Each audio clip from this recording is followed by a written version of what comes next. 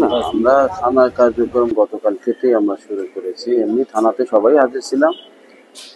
আমাদের দাপ্তরিক কাজ যেগুলো ছিল আমরা টুকিটাকি করেছি এবং পাবলিক সার্ভিস যেটা বিষয় সেটা আমরা গতকাল থেকে শুরু করি। আমাদের যে পুলিশ সদস্যগণ ছিল, কিছু ব্যারাকে ছিল, কিছু আশেপাশে বাসায় ছিল।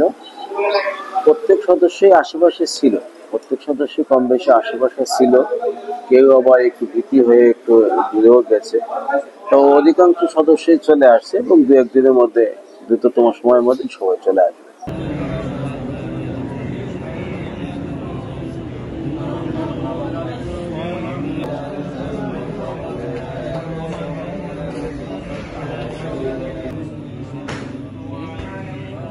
এবং কোনো পুলিশ সদস্য অব্যাহতিও নেয় নাই, রিজাইনও দেয় নাই।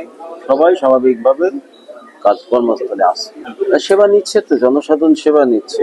এবং পুরোদমে আমাদের অনলাইন কার্যক্রমটা সেটাও আমরা অনেক কষ্টে চালু করেছি, কোনো অসুবিধা নেই, পুরো সেবা মানুষ পাচ্ছে। আমি ওই থানা আসছিলাম, আমি একটা থানা থেকে অভিযোগ দিছি, আমার অভিযোগ গ্রহণ করেছে।